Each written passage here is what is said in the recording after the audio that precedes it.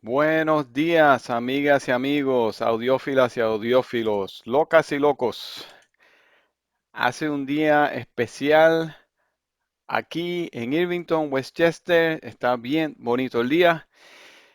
Solamente quería, antes de traerle la entrevista, recordarles, porque me han hecho muchas preguntas. La gente prefiere que yo haga la traducción en los subtítulos, pero desgraciadamente me tomaría horas hacerlo porque mis maquinillas aquí son todas americanas.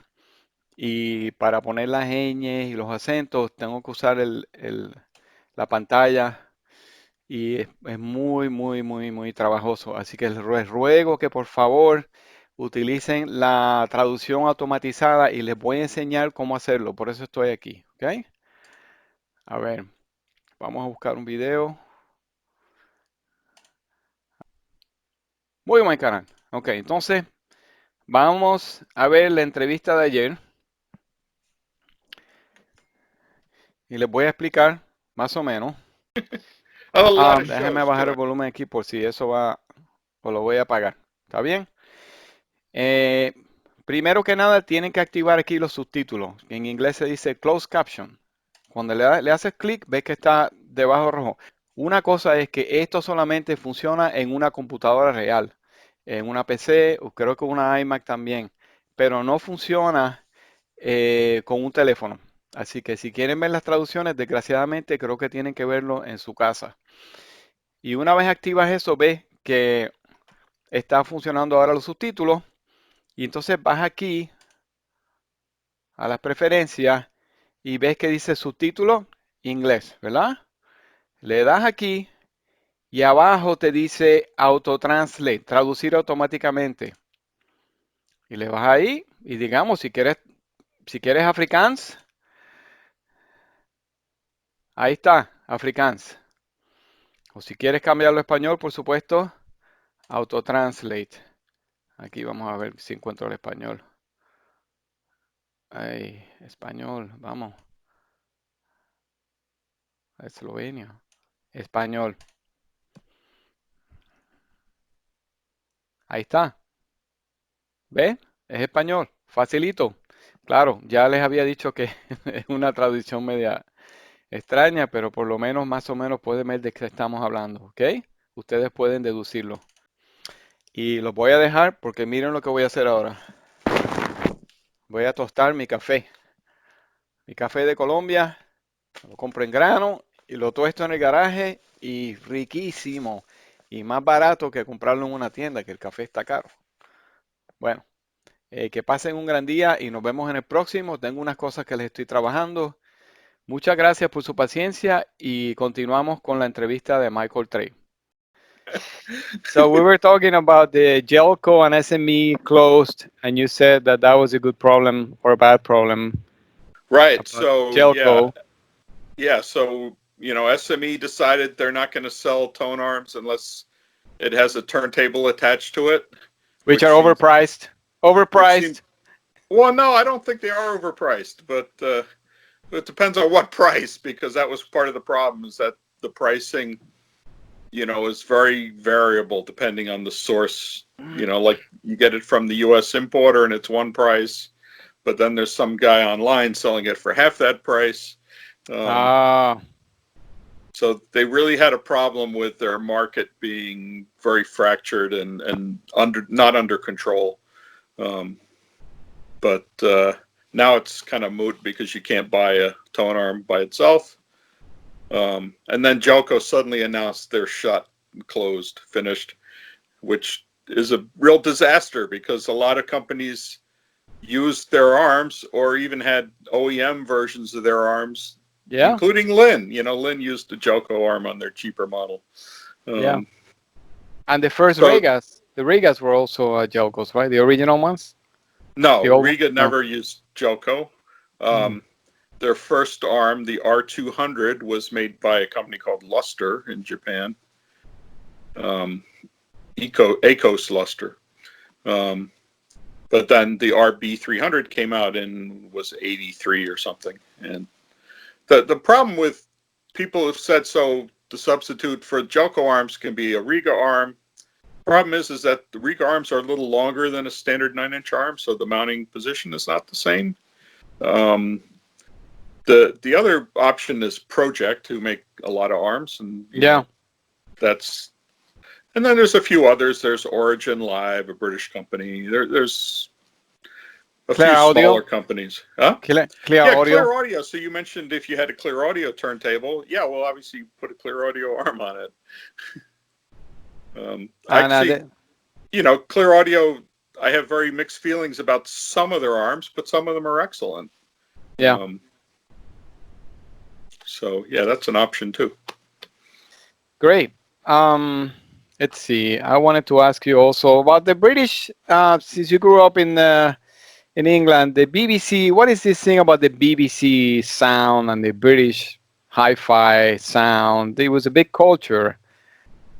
70s. Yeah, I think there's a whole British hi-fi kind of aesthetic, which the BBC had something to do with, and then you have companies like Spender and Rogers and Harbeth that kind of fall into that, and then I think even more associated as well are companies like Quad. They have kind of fall into that, and Leak. These classic British companies. So Yeah. I know you use Quads, I use Quads. Let's get into that. Let's get into that. The speaker that was designed 70 years ago, and or 60 years ago, and we're still using them. Yes, and it was sold as single speakers for mono. Right, they were originally designed for mono. They call it the 57, but it actually came out in 56. I didn't know that. Yeah, there's a review I saw of the Quad electrostatic from 1956. So wow. So you've been reviewing, or you had the Magnepan LRS. Those are the baby Magnepans, or the affordable ones. Yeah. And what's your take on those? Are they getting closer to the Quad sound, or because I know traditionally it's a different thing. I've been very impressed by what they can do for a very reasonable price. It's a $650 speaker, and it sounds pretty amazing. It really needs some bass support, which is also kind of like the Quad. Yeah. It's different in that you need a very different type of amplifier to drive it. You really need a lot of power, and that's a bit of its problem, is that you have a $650 speaker that you need a $2,000 amp to make it sound really good, so. Unless you get a Class D amp, but then, that's debatable. I've actually been driving it with a Marantz receiver that's quite reasonable, and that's worked pretty well. So. Is it like an old Marantz receiver? No, it's a current model. So you have it. It's something I reviewed. It's a multi-channel receiver. I wouldn't think you will have a receiver in your house. My God. Well, I review a lot of them for Sound and Vision magazine. So. Okay, you review for is it Audio and Audiovision magazine, or? No, Sound and Vision it's called. Sound and Vision. It's part of Stereophile. The same company owns both, so it's sort of a sister magazine. Okay. We like to brag that Sound and Vision actually has more subscribers than Stereophile.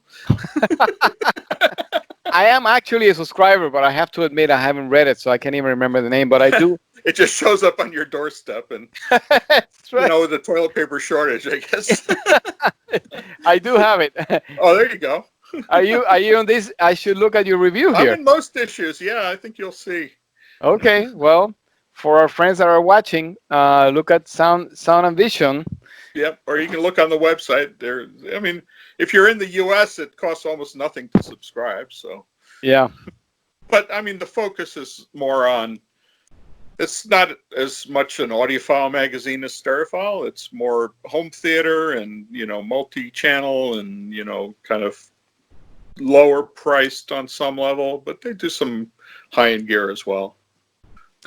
Let me ask you something about cartridges, because you were at my house one time, and you know that I like to collect old cartridges, and I have some questions. For example, is it really important to use different materials or exotic materials in the cantilevers? I mean, we've known of materials like diamond or beryllium or all kinds of things like that, emeralds.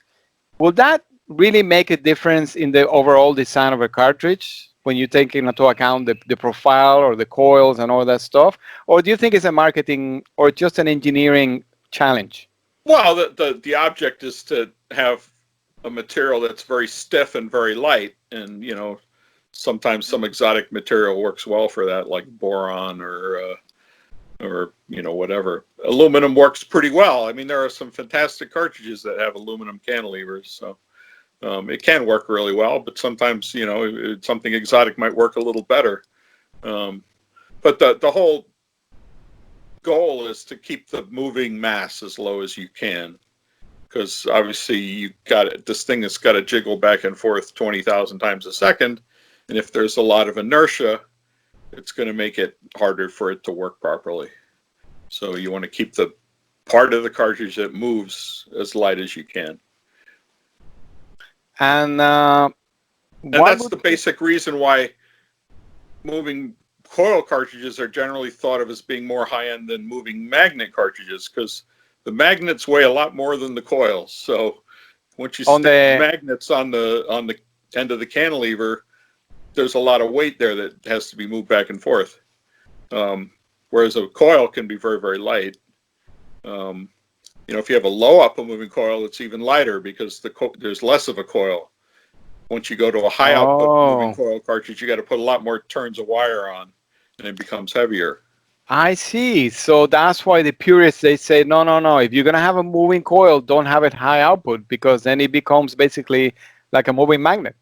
Well, it's a lot of trade-offs. So yeah, you get more output. So your choice of phono preamp becomes easier, but now you've got more mass that you've got to deal with. So, it is a trade-off. And then, we had discussed induced magnet cartridges, where the magnet itself is fixed and the coil is fixed, but there's the cantilever is inducing a change in the flux of the coil. So those have less moving mass than a typical moving magnet, and so they work in some ways you like can a moving combine magnet. the qualities of both. Yeah, moving iron or moving or induced magnet, as they sometimes call them.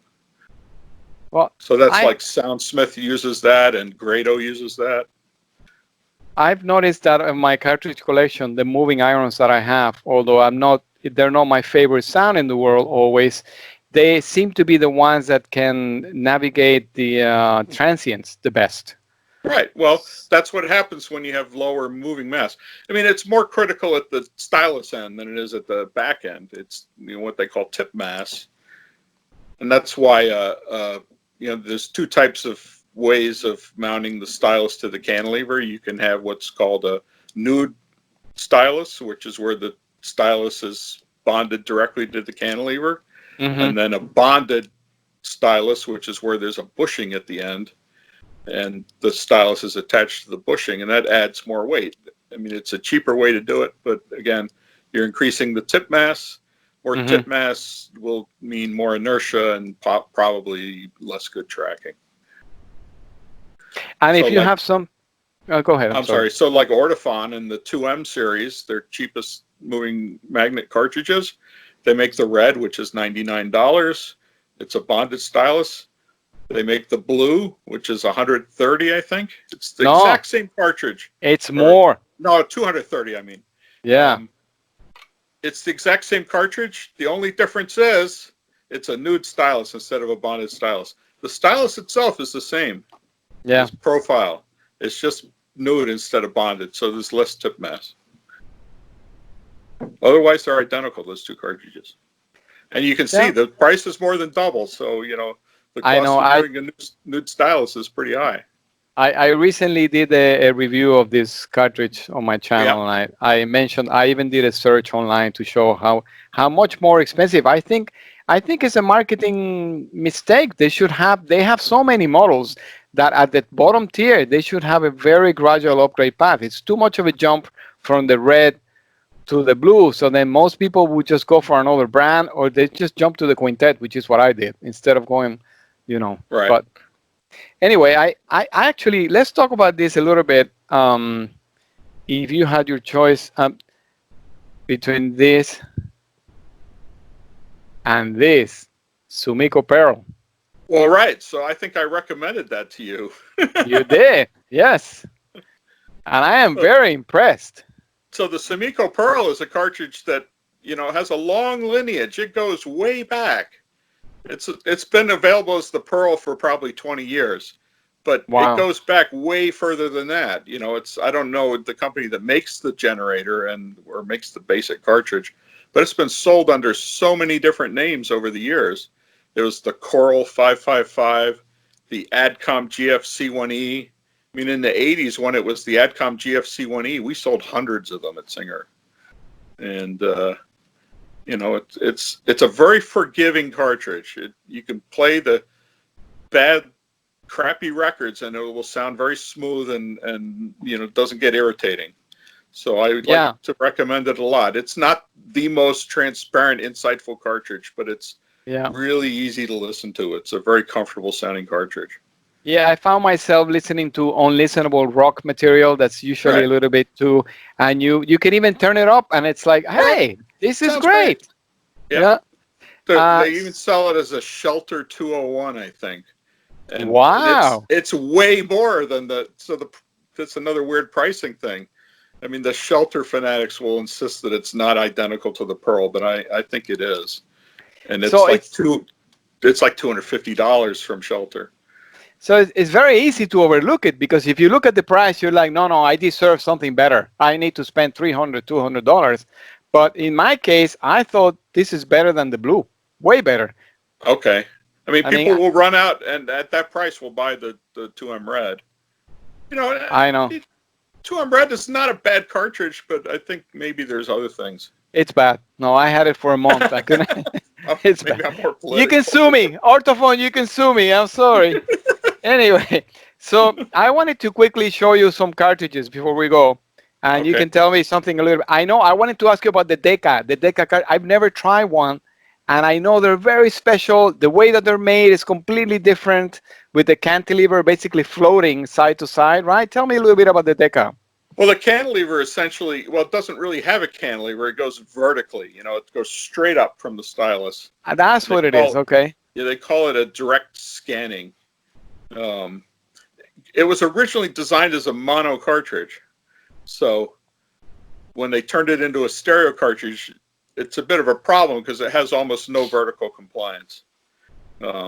It's really designed only for lateral compliance. And the lateral compliance is way, way higher than the vertical compliance. Oh, so it's a much better mono cartridge than a stereo cartridge. Well, they don't make a mono in its version mono anymore. incarnation. They don't make a mono version anymore. But, yeah, and, you can get them with more exotic kind of stylus tips on them. But it has a weird way of mounting. But the current company that makes them, they've got new models that have more substantial bodies. Because the original Decca body was a very cheap kind of tin case. Yeah, I've seen pictures. And put a pause on there. Go get mine. Oh yeah, okay. I'll just keep it running and edit it out. Okay.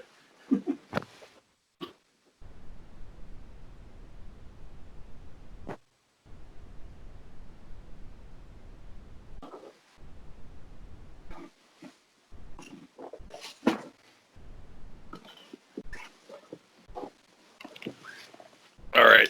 So there's my Decca. Oh, yeah, I've seen pictures of it. Wow. So this is a super gold. And this, which has the Van den Hul stylus. So this was one of the last ones that was sold as a Decca cartridge before a company called London took over the manufacturing. Okay. And, now they're not made by Decca anymore. They're made by London. I see, because I've seen that, London Decca. It changed in the mid-'80s, I think. I can't remember the guy who took it over, Brian Smith or something, but he makes them now. But you see, it has a plastic bracket that just slides off like this.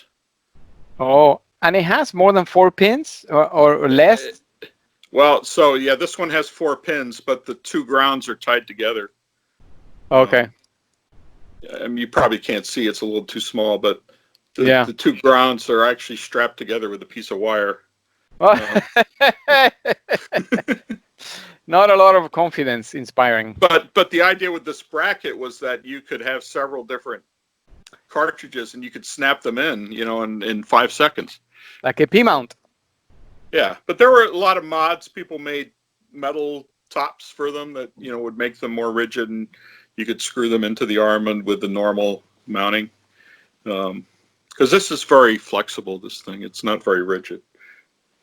And but some people say that's actually better because there's no vertical compliance, so it's better to have a little give in the mounting. Oh, interesting. And I heard there's a lot of sample-to-sample variations, that you could get a really bad one or a very good one. I think that's true. They're also very prone to hum. So. My favorite thing in the whole world. So think of it as like the cartridge equivalent of having a Lotus Esprit or something. It might be really nice when it's working perfectly, but that's maybe not all the time. So let me show you another cartridge. You can tell me something about. I don't know if you can. Oh, that's a Sumiko, right? Or no, this is a Shure. I'm sorry, my camera. I'm just looking on my tiny phone, so it's hard to see. Okay. Shure 44E. Yeah, so the 44, there are several versions of with different styli. Some of them are made for DJ use. Uh-huh. But I think they made some with a stylus that was more for hi-fi. Well, I have a Shure cartridge that I sort of came upon called an M95ED, which I think is from the late 70s. Oh, yeah, 80s. yeah. Those were good.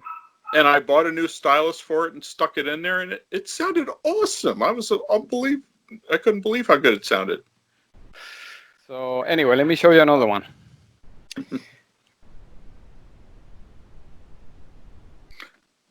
Oh, that's an Audio Technica?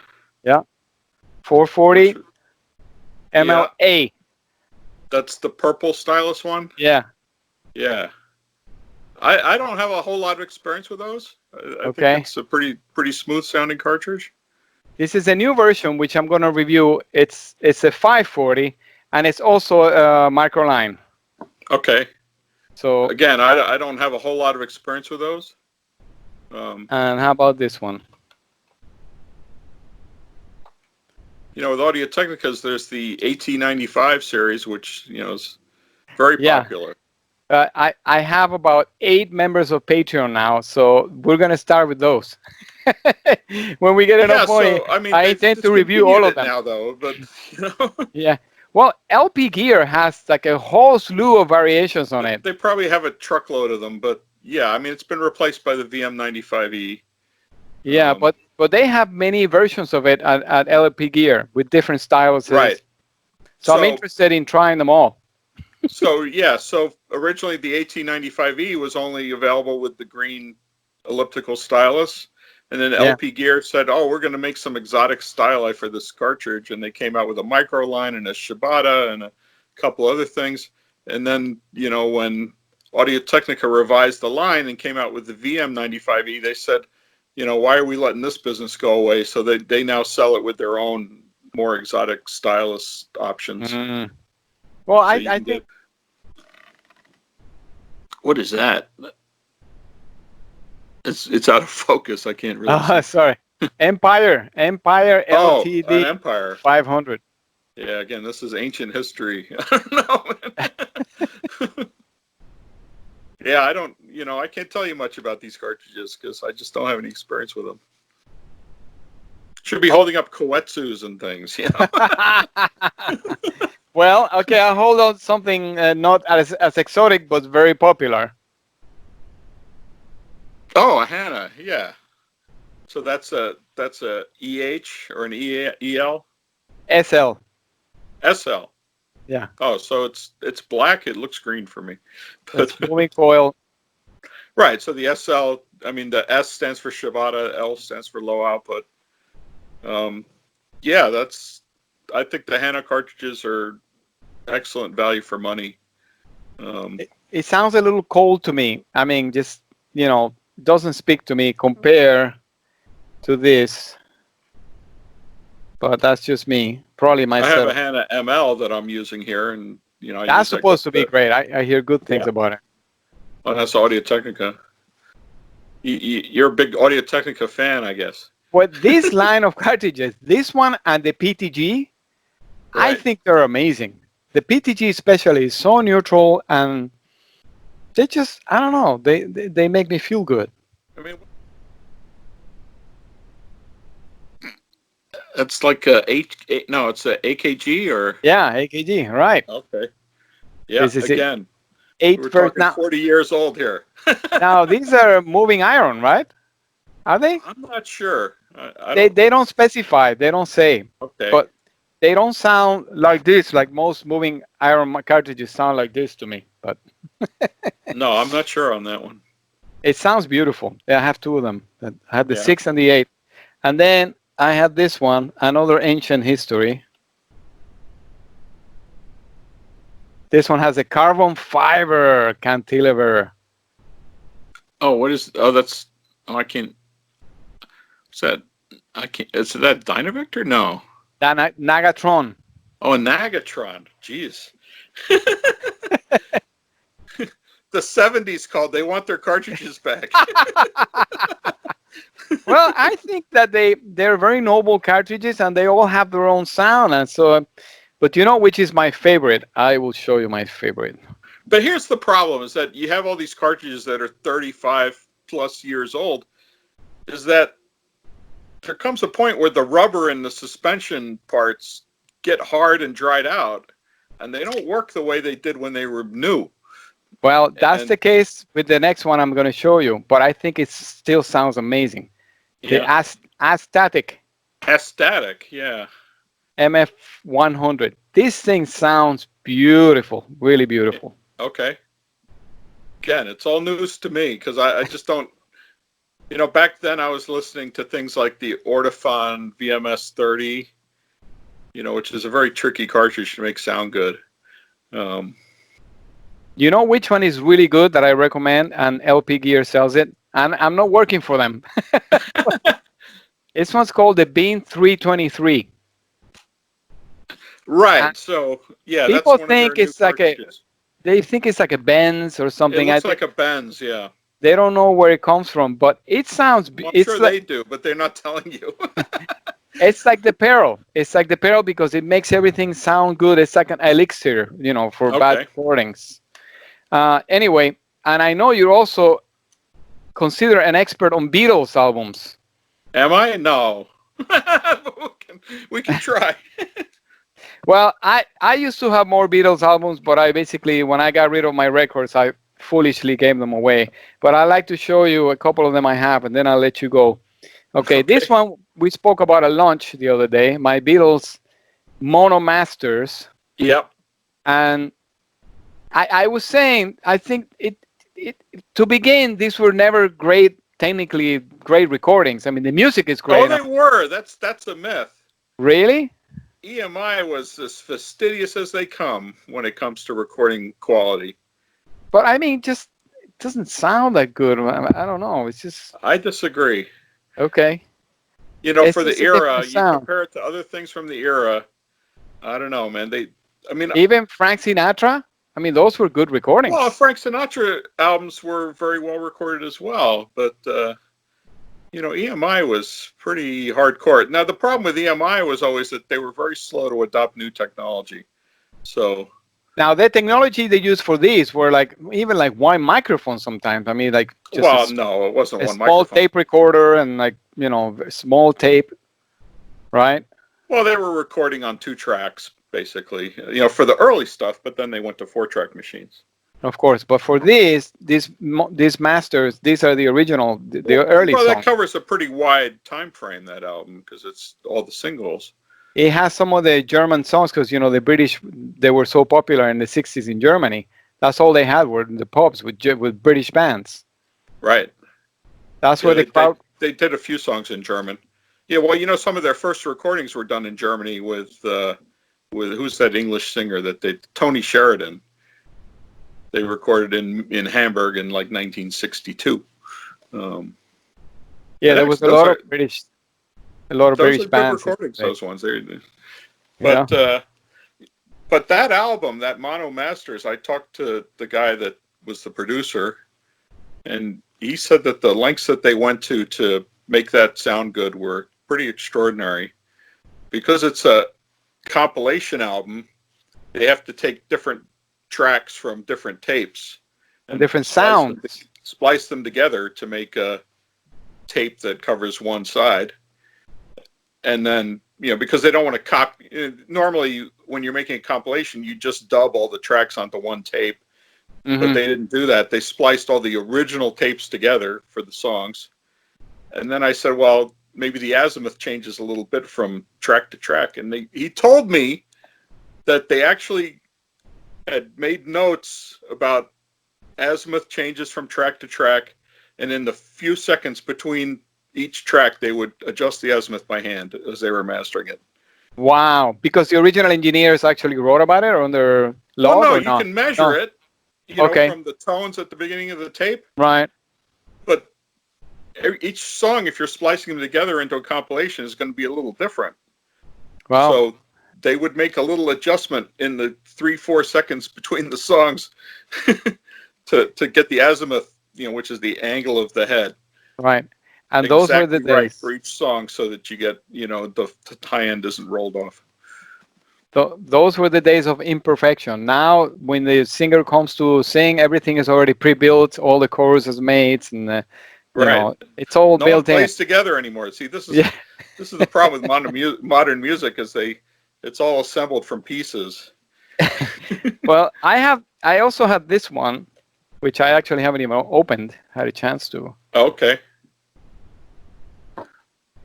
You probably have a much better version or something, like Michael Fremer would have the whole box. I'm no Michael Fremer. No, I don't think so.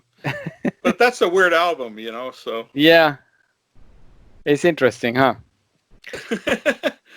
And then I have this one. Yeah, well, that was a U.S. only album. It was not one of the original British albums.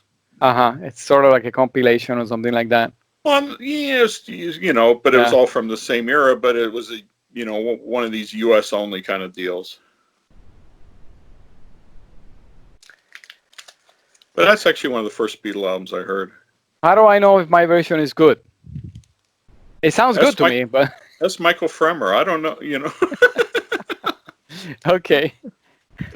It's got the apple in it. Yeah. Well, again, Let It Be is a weird album because it was kind of like chopped together by Phil Spector. Oh, this is the beginning of the Wall of Sound, huh? Well, no, he didn't really use Wall of Sound techniques on there, but he was sort of dumped a huge pile of tapes of all stuff they'd been kind of messing with, hundreds of hours, and he was given the job to make an album out of it. This was at the point where they were already breaking up, so it's kind of cobbled together. And the Beatles didn't like the results at all. At least some of them didn't. And that's why decades later they came out with Let It Be Naked. With the strings and the choir and all that taken off. Oh, interesting. It's like a Tom like Tom Schultz he never listened to the original recording of Boston because he didn't like the quality of the recording until they remastered it in 2006.